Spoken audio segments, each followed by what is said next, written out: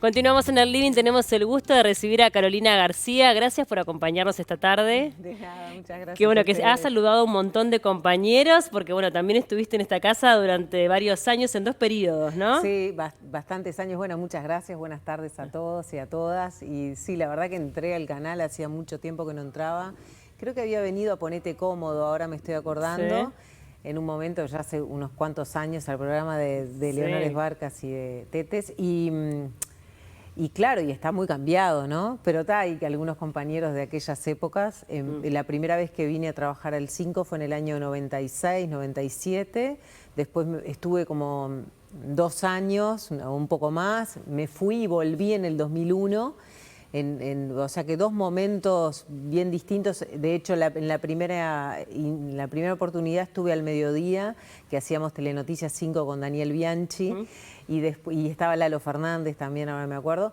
Y en el 2001 fue la época en la que el canal cambió también su identidad y se llamaba TVO. Sí. Y en esa oportunidad, que el director era Juan Carlos Dollenart, estábamos con Daniel Nogueira, estaba el profe Piñeirúa, bueno, estaba Alfonso Leza, que ahora está de vuelta en el canal.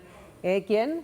Jorge Mederos era el director de prensa, Daniel Superviel era el jefe de redacción. Había un equipo enorme de gente como muy profesional. La verdad que fue una linda experiencia. No duró mucho porque de ahí me fui a Canal 10. Te fuiste a Canal 10, sí.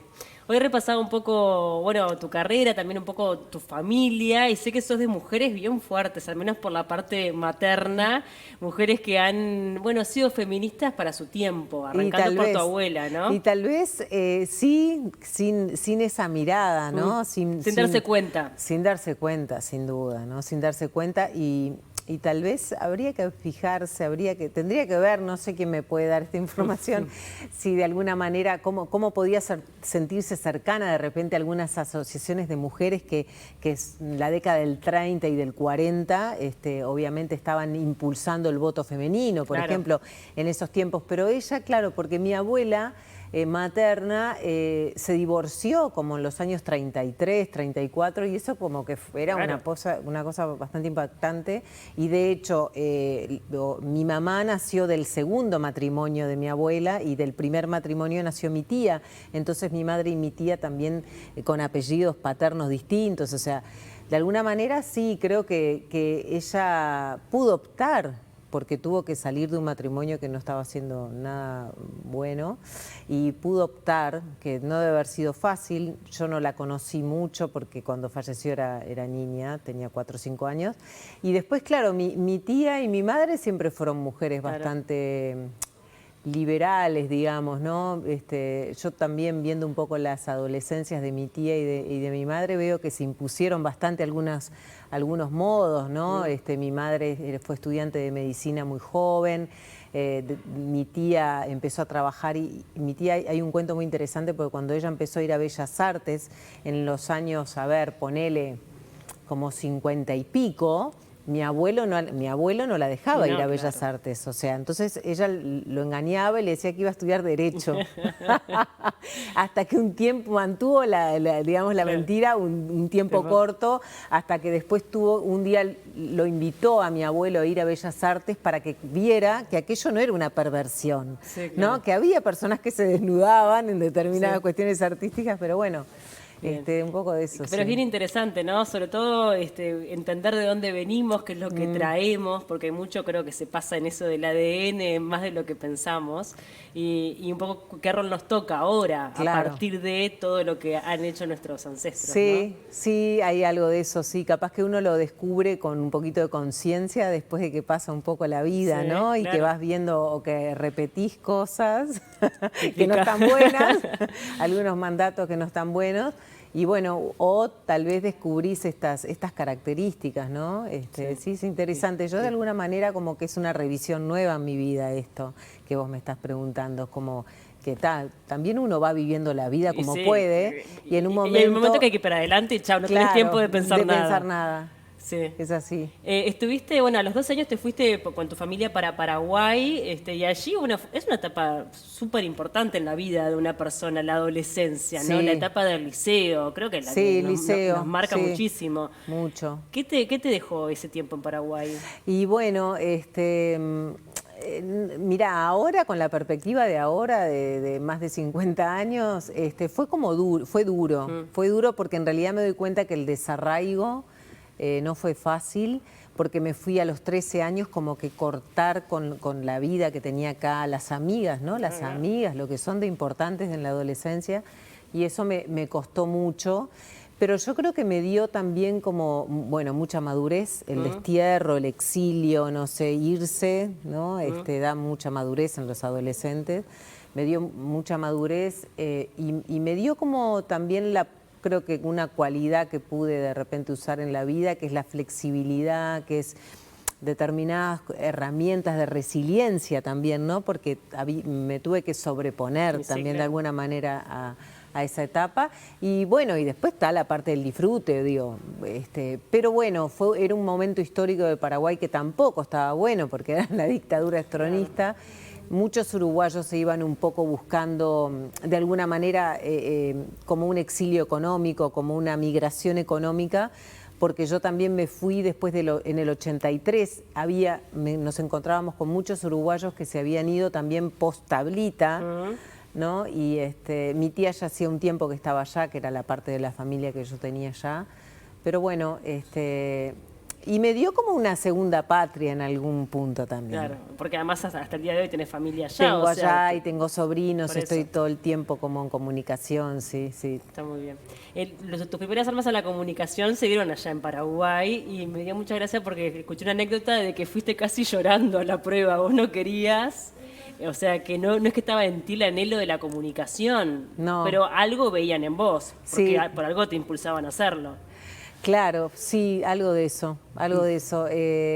Mi tía estaba vinculada a la industria de la moda, entonces empecé a desfilar a los 15, 16, 17 años, a hacer cosas con ella, a trabajar con ella, y me ganaba unos pesos también. Sí, obvio. Y a partir de estar como en ese mundo, hubo un casting en la televisión, también en la televisión nacional. Una vez que hubo el golpe de Estado contra Stroessner, cambia el gobierno y entonces ahí me integran.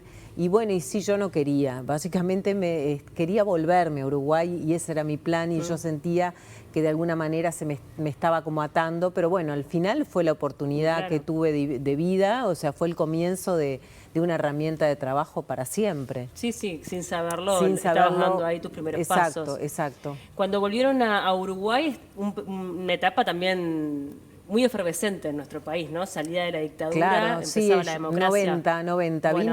Vine el año en el que asumió la calle como gobierno, la calle Herrera, y Tabaré Vázquez como intendente de Montevideo, o sea, políticamente y todo, y socialmente era realmente efervescente, sí. Claro, ¿no? Y artísticamente, a nivel musical, total. O sea, uno se pone a pensar todo lo que pasó en esos tiempos, y claro, me imagino que estabas en una sociedad tal vez más conservadora, ¿no? Mucho más, sí, fue re difícil. Claro.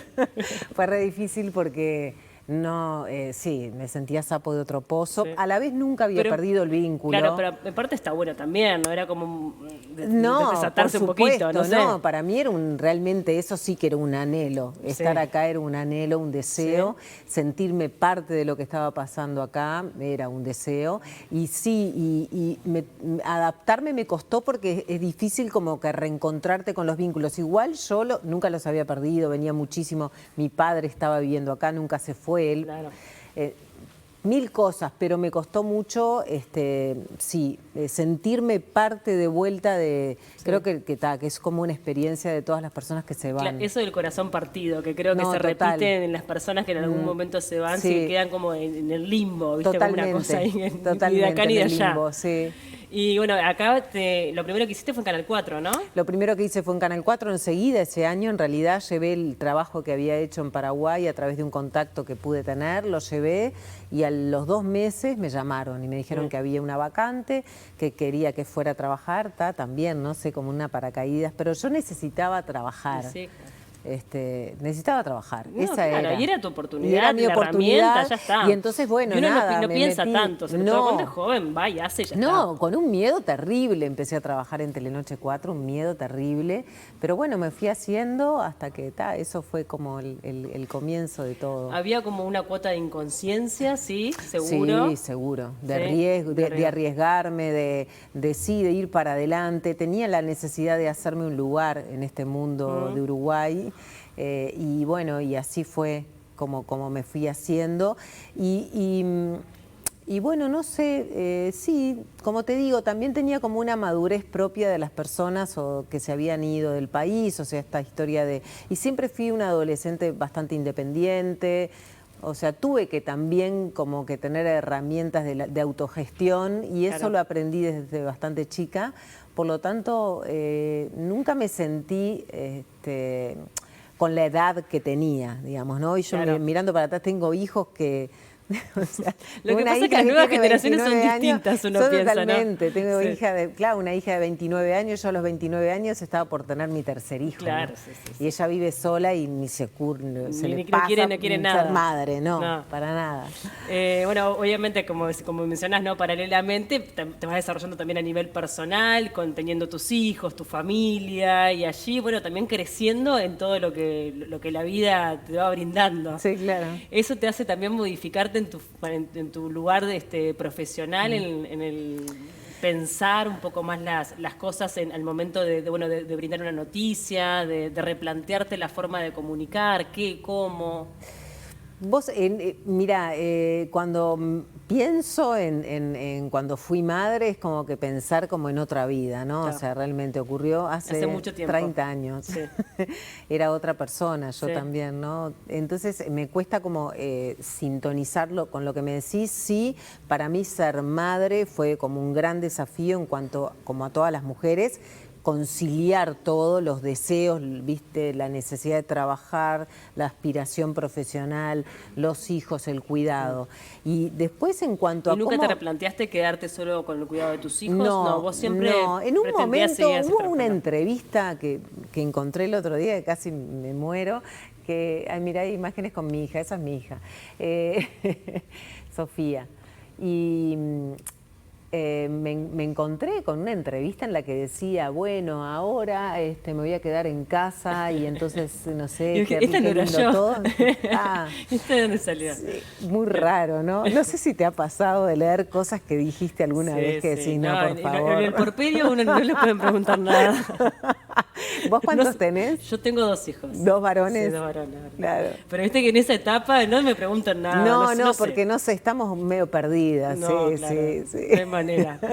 Pero bueno, eso me imagino que también con el paso de los años, un poco atándolo a lo que te preguntaba del Sí. manejo de la información, eso sí, capaz que lo fuiste desarrollando, sobre todo con el oficio, con el trabajo, con el hacer. Totalmente, fue así. No yo creo que hay una pata ahí del aprendizaje universitario, que en realidad es re importante, creo que sí que es muy importante, pero en mi caso y muchas de las personas que vienen más de mi generación, el trabajo en el trabajo fuimos aprendiendo este oficio, ¿no? Claro. En el quehacer, en la experiencia. Y eso, bueno, se fue construyendo, sí, a lo largo de los años y a partir del equipo de trabajo y los compañeros, compañeras que tuve, ¿no? De ahí salió también todo el aprendizaje. Claro. Pero no sé si no te pasa a ti, pero de alguna manera este trabajo es tan desafiante todos los días por tantas cuestiones, ¿no? Que tienen que ver desde el compromiso, la responsabilidad, hasta la información que de repente tenés que dar y que tenés que saber de qué se trata. Es como una vorágine Sí, que no sí. te deja estar tranquila nunca. Nunca, nunca. Eh, Y es mucha información que uno tiene que captar en poco tiempo. Exacto. Pero, Sí. pero creo que también cuanto más años pasan, sobre todo independientemente de que uno tenga años de profesión o no, por la vida misma, uno es más reflexivo, ¿no? Y se para desde otro lugar. Esto me parece Sí. que sí, esto me parece que no tanto, esto me parece que deberíamos decirlo de determinada manera. No sé qué ida y vuelta tenés en esa posibilidad de poder también marcar tu forma de pensar, ¿no? Sí, bueno, en los informativos no tenés como mucha oportunidad, ¿no? De marcar tu forma de pensar. Sí creo que podés, obviamente en la redacción y en la composición de la agenda informativa, podés sí marcar tu opinión o pedir o solicitar sí que haya determinadas visiones. A mí lo que me pasa últimamente es que veo que el informativo tiene cada vez menos posibilidades de generar como cuestiones más reflexivas o de mayor profundidad. Es un informativo muy largo. Claro, increíblemente que tiene cada vez más espacio. Claro, pero bueno, igual hay como una vorágine de la información que pasa como volando, y es también un poco el planteo del esquema de esta etapa del informativo. Y tal vez también pensando en que hoy la información, hoy la televisión es un medio distinto, ¿no? Sí. Y mismo también el consumo de la información es como tan efímero, ¿no? O sea, es una cosa que se descarta tras la otra. Creo que también la televisión tiene que adaptarse a esa forma de transmitir, y ese es el desafío. Entonces, por un lado está el desafío de no aburrir, de que no te cambien de canal, ¿no? De mantener tu rating, tu gente enganchada, pero por otro lado también la necesidad de generar un producto que sea reflexivo, que ofrezca, digamos, miradas distintas. Claro. O sea, no es fácil. No es fácil, no. Porque además creo que ya está descartado eso de la objetividad al 100%. Digo, yo creo que ya quedó saldado el tema. Yo creo que sí. Y todos entienden que sí. somos personas y que cada uno le va a poner su impronta o su mirada, independientemente de que no quiera marcar un sesgo de nada. No, y que hay informativos que de repente tienen como, digamos, un camino más marcado hacia un lado, en el sentido de qué noticias interesan más. Más que otras, ¿sí? Yo creo que igual somos bastante parecidos, pero en general me parece que hay acentos que pueden hacer que el producto sea distinto, ¿no? Pero como feminista, de repente te gustaría que se traten distintas algunas noticias. Ay, me gustaría, sí, me gustaría, sí. Hace años que trato de que eso suceda en la interna de la redacción. No es fácil, porque en realidad tiene que ver con lo que sucede en la propia sociedad, digamos, en el sentido de que hay muchas miradas y que cuesta comprender el tema de la desigualdad de género. De todas maneras hay un montón de cosas que se han logrado, pero sí, a mí me gustaría poder tener un acento, sobre todo en el tratamiento de la información que tiene que ver con la violencia, ya no solo de género, la violencia y la seguridad en general, ¿no? Con esta mirada de un tratamiento de la información que tenga una perspectiva más de derechos humanos. Hay guías, hay recomendaciones, hay mucha teoría sobre eso, pero cuesta en el día a día, ¿no? Sí. Incorporar como estas miradas y esta mirada crítica sobre cómo estamos narrando, contando determinada historia, desde qué lugar contamos esa historia. Yo creo que eso todavía hay que interpelarlo mucho más. Y bueno, hace poco se hizo una nueva guía de tratamiento de las noticias, de la perspectiva de los derechos, pero la verdad que en la cuestión cotidiana de generar la noticia se pierde esa reflexión o esa crítica, ¿no? Sí.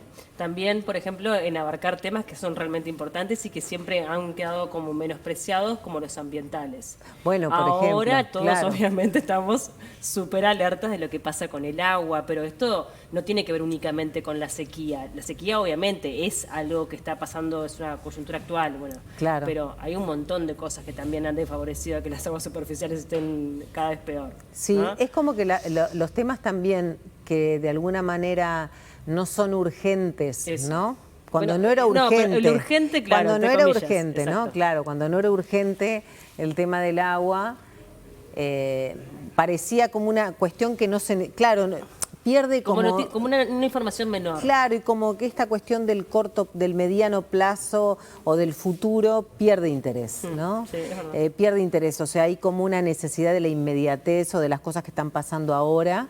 Pero esto es un problema social general, porque lo pensás también en términos de la política o de las políticas públicas, sí, que claro. tampoco incluyen mucho la mirada a futuro. Sí, importa más el dicho de un legislador a otro, lo que dijo uno de otro, que no termina siendo más que una cosa media farandulesca, Claro. porque es así que los temas de fondo, ¿no? Sí, sí, o el tratamiento de fondo de los problemas. Fíjate que en el tema del agua, en octubre del año pasado, y esto es un ejemplo, hubo una carta de 10 científicos que son los más reconocidos del Instituto de Ciencias de la Universidad de la República, entre ellos Luis Abriot, limnólogos, biólogos. Esa carta advertía de alguna manera sobre los problemas. Nadie escuchó esa carta. O sea, pero tampoco nos hicimos eco los medios de comunicación contando sobre eso. O sea, hay una falta de perspectivas sobre los temas ambientales sin lugar a dudas porque siempre están vinculados al mañana. Claro. Y eso hace que perdamos interés. ¿Volviste a la facultad hace poco? Sí, hace 7 años. Sí. Bueno, tampoco. No hace tanto. ¿Pero ya te recibiste? No, ¿Te falta poquito? Me falta poquito. ¿Qué es lo que estás estudiando? Estudio desarrollo en la Facultad de Ciencias Sociales, que justamente habla de estos temas que estamos hablando, ¿no? De cómo también pensar los procesos de cambio que hagan que de alguna forma las sociedades, las organizaciones, pero más que nada las sociedades vivan con cierto bienestar o las personas tengan una calidad de vida acorde a lo que desean, ¿no? Bueno, son los problemas del desarrollo que tienen que ver hoy mucho con estos asuntos ambientales. ¿Y cómo fue esa experiencia, de ser estudiante, siendo también una persona pública? No sé si allí hubo una presión extra por parte de los docentes. Sí. Bueno, no sé, eso creo que no. A mí me encontré como con mucho profesionalismo por parte de docentes de la UDELAR. Sí. No, fue como desafiante, sí, fue desafiante, pero... no sé, logro como entrar a la facultad y conectarme que soy una estudiante de la facultad, o sea, es eso. Entras en ese rol y chao. Ese rol y bueno, y soy todas las mismas personas, o sea, yo soy la estudiante de la Facultad de Ciencias Sociales, soy la que trabaja en Canal 10, soy la mamá, soy una ciudadana, o sea, somos muchas cosas, entonces está bueno como que sacarse la etiqueta de qué es lo que sos, ¿no? Para no condicionarte, ¿verdad? ¿Y esto que estás estudiando te gustaría, desarrollarlo más a nivel profesional después de recibirte? Y bueno, me gustaría, sí, creo que hay un montón de herramientas que tienen que ver con, no sé, el pensamiento crítico, con la mirada más teórica, conceptual de muchas cosas, que estaría bueno. Sí, es una carrera que te da, como al ser multidisciplinaria, porque bueno, el desarrollo en sí de alguna manera se alimenta de muchas disciplinas, la economía, la antropología, la sociología. Me gustaría, hay como mucha información que estaría bueno. Pero claro, puedo tener el riesgo de aburrir, porque en realidad... ¿Viste cómo es? O sea, son temas que de repente no todos se enganchan 100%. No todos se enganchan. Entonces, bueno, de alguna forma en el 2015, en el canal de cable de Canal 10, cuando antes los canales privados... En TCC. Claro, en TCC. Claro, sí. Vos tuviste un programa claro, sí, exacto. Tuve un programa que fueron 8 capítulos, en realidad fue un ciclo donde de alguna manera... hablamos como del desarrollo, de los problemas del desarrollo sin que yo fuera a estudiar desarrollo. Al año siguiente fui a estudiar desarrollo. Entonces el programa ese de alguna manera marcaba como todas las dimensiones de los problemas del desarrollo, de los problemas económicos, de la producción, del bienestar de la gente. ¿Cómo te proyectas profesionalmente, sabés? ¿O no? No, ¿O vas a ir paso a paso? No, ni idea. No, vos sabés que no. Nunca fue así. Nunca fue así. Estoy bien trabajando donde estoy, me gusta trabajar en Subrayado, me hace muy feliz estar en un equipo con personas que quiero mucho, el día a día. Ya son muchos años, ¿hace cuánto que estás ya? Y estoy hace 20 años. Y bueno, claro. Es mucho tiempo. Y bueno, eso es como que encontrarme con mis compañeros, mis compañeras que son mis amigas. Eso está muy bueno, me hace muy feliz poder tener eso, ¿no? Bien. Ese encuentro. Así que en realidad no me... o sea, todos los días o cada tanto digo, ay, qué bueno sería tener un programa de radio, ay, qué bueno sería, no sé qué. Y bueno, Claro. voy haciendo lo que va sucediendo. Sí. El tema de estudiar me lleva mucho tiempo. No, claro. Mucho desgaste. Ayer tuve clase hasta las 10 de la noche, fue mi último día de clase de este semestre, nada, entregas. Ya estás en la recta estudio. final, Me pensala queda así. un año y pico, Ah, bueno, está. porque tengo Está. que hacer una monografía y bueno, estoy como pensando eso. Sí.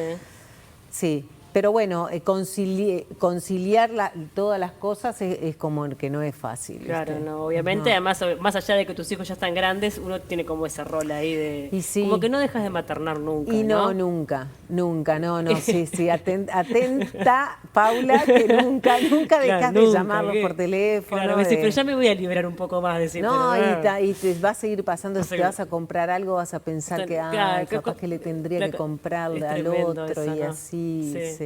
Como eso también tenemos que aprender las mujeres, ¿no? Tenemos tanto aprendizaje Mucho, por delante, uno mucho. vinculado justamente con esa cosa maternal que lo hacemos y lo extrapolamos a todo, A creo, todos, ¿no? sí, viste, maternás la pareja. La pareja, los lugares de trabajo. Maternás todo. Me decís, pero no. Basta, Basta. sí.